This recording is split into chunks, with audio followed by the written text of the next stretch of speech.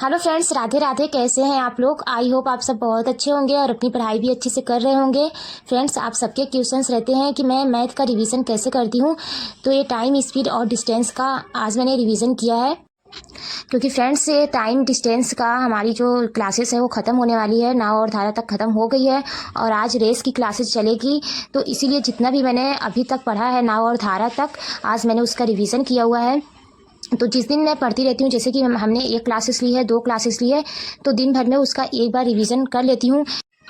Classes का revision करने के बाद उस टाइप के जो भी क्वेश्चंस बुक में रहते हैं उसका भी रिवीजन कर लेते हैं। बट आज मैंने बुक से नहीं रिवीजन किया है। आज जो भी हमने पूरी मेरी कंप्लीट होने वाली है टाइम और स्पीड की, तो उसी को रिवीजन कर रही हूँ, क्योंकि नाव और धारा तक ख़त्म होने वाली है। तो इस तरीके से मैंने आज रिवीजन किया है नाव और धारा तक। फ्रेंड्स, अगर हम बुक से प्रैक्टिस करते हैं तो उसका सलूशन बाद में दिया रहता है, तो हमारे लिए सही रहता है। बट अगर हम अपने नोट्स से प्रैक्टिस कर रहे हैं तो सबसे ज़्यादा ध्यान देने की ज़रूरत है कि अगर हमने नोट्स में अपने प्रश्न आंसर दोनों को नोट डाउन किया है, तो जो भी सॉल्व हमने किया है उसको क्या करना है, अपने कॉपी से बंद कर लेना है और क्वेश्चंस को 1-2 बार पढ़ना है, फिर जा कर के हमें लगाना है। और जो भी सलूशन है उसको अपने कॉपी से बंद कर लेना है, जिससे कि हमें वो नहीं दिखे, हमें बस अपना प्रश्न दिखे, हमने जो सॉल्व किया है पहले वो हमें दिखे नहीं। क्योंकि फ्रेंड्स, अगर हम पीडीएफ निकलवाए हुए हैं और उसके सलूशन को अपने कॉपी में नोट डाउन किए हैं, तो फिर हम पीडीएफ से ही रिवीजन करेंगे, तो हमारे लिए सही रहता है। जो हमें नहीं आता है तो वो हमें नोट्स में देखना पड़ेगा। बट अगर हमने प्रश्न और उसके आंसर, उसके सलूशन को ही कॉपी में नोट डाउन किया है, तो हमें क्या करना है, अपने कॉपी से उसको ढक लेना है। फ्रेंड्स, आपके क्वेश्चंस रहते हैं कि मैथ में मैंने कितना चैप्टर ख़त्म किया हुआ है। तो फ्रेंड्स, मैंने अभी तक percentage, profit loss, time work, time distance जो कि हमारा ख़त्म होने वाला है, सिंपल इंटरेस्ट और कंपाउंड इंटरेस्ट, अभी तक यहीं तक मैंने टॉपिक ख़त्म किया हुआ है। और ये मैंने मैथ की जो सिलेबस है इसको चिपका लिया है। आप लोग भी ज़रूर जहाँ पे पढ़ाई करें अपने टेबल के सामने अपने सिलेबस को ज़रूर चिपकाएँ और जो भी चीज़ें आपका कंप्लीट होता रहे उस पर टिक मार्क करते जाएँ। फ्रेंड्स, नाव और धारा तक हमारी चैप्टर ख़त्म हो गई है। ये टाइम डिस्टेंस का ही पार्ट था और आज हमारी रेस स्टार्ट हो रही है। और फ्रेंड्स, अभी रात के 11 बज रहे हैं जब हम अपनी रेस लगाने की तरफ बढ़ रहे हैं, क्योंकि आज हमें क्लासेस ख़त्म करनी है रेस का। इसमें 3 क्लासेस सर ने कराया है, 2 क्लासेस आज हम ख़त्म कर लेंगे, कल हम 1 क्लास ख़त्म कर लेंगे। और फ्रेंड्स, मैथ का मैं एक दिन में 2 लेक्चर लेती हूँ। जो मुझे बोरिंग सब्जेक्ट लगता है, जैसे कि टाइम डिस्टेंस के कुछ क्वेश्चंस मुझे बोरिंग लग रहे थे, नहीं मन कर रहा था लगाने का और ना ही क्लास लेने का, तो फिर ऐसे एक ही लेक्चर ले रहे थे। और जो मुझे अच्छा लगता है, थोड़ा इंटरेस्टिंग लगता है, तो फिर 2 ले लेते हैं। या फिर बहुत ज़्यादा अगर सर कम पढ़ाए हैं, जैसे कि कोई वीडियो 30 मिनट का, कोई 40 मिनट का, तो फिर ऐसे क्या होता है, 3 लेक्चर ले लेते हैं। और फ्रेंड्स, हमें उतना ही लेक्चर लेना चाहिए जितना कि हम रिवीजन कर पाएँ। ऐसा भी नहीं होना चाहिए कि हम एक दिन में 3-4 क्लासेस ले लें और उसका रिवीजन ही नहीं कर पाएँ।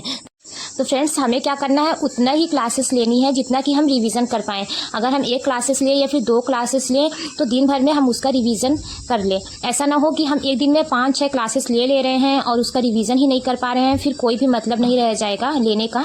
आप चाहे साइंस की क्लास लें या फिर मैथ की क्लास लें, कोई भी सब्जेक्ट की क्लास लें, हमें क्या करना है, एक दिन में उतना ही क्लास करना है जितना कि हम रिवीजन कर पाएँ। क्योंकि जब हम रिवीजन कर पाएंगे तभी खुद में कॉन्फिडेंस भी बना पाएंगे।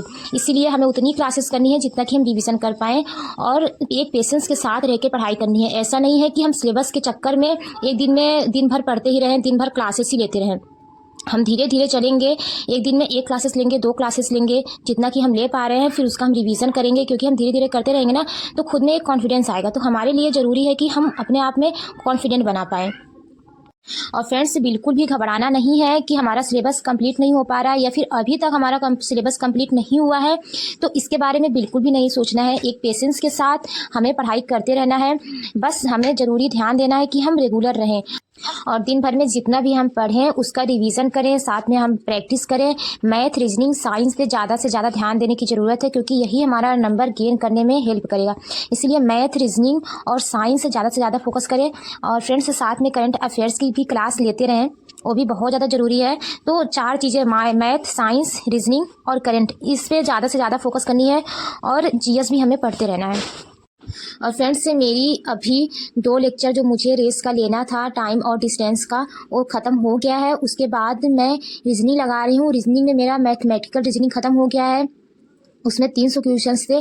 डेली का हम अपना 100 का टारगेट लेकर के चले और वो ख़त्म हो गया है। आज हमें डाइस और क्यूब लगाना है, तो मैं अभी वही लगा रही हूँ। और आप लोग कहते हैं कि पेन का थोड़ा कम यूज करो, तो डाइस में मुझे पेन का बहुत कम यूज करना पड़ा, क्योंकि डाइस ऐसा क्वेश्चन था तो मैं ऐसे ही लगा ले रही थी देख करके ही, मुझे पेन का ज़्यादा यूज नहीं करना पड़ रहा था। एक दो क्वेश्चंस के लिए ही मुझे पेन का यूज करना पड़ा। बट क्यूब का जो क्वेश्चंस है मुझे नहीं आ रहा था, तो क्यूब मुझे क्लासेस लेनी है। और आप लोग पूछते रहते हैं कौन से सर से मैं क्लासेस ले रही हूँ रीजनिंग का, तो पीयूष वर्षनी सर से मैं क्लासेस ले रही हूँ। वैसे मैं एक बार देख चुकी हूँ, बट फिर भी जो चीज़ें हम भूल गए हैं, जैसे कि क्यूब हमें नहीं आ रहा है, तो इसको फिर हम पीयूष वर्षनी सर की क्लासेस से देख करके रिवीजन कर लेंगे, और फिर जो भी क्वेश्चंस हम छोड़े हैं उसको भी लगा लेंगे।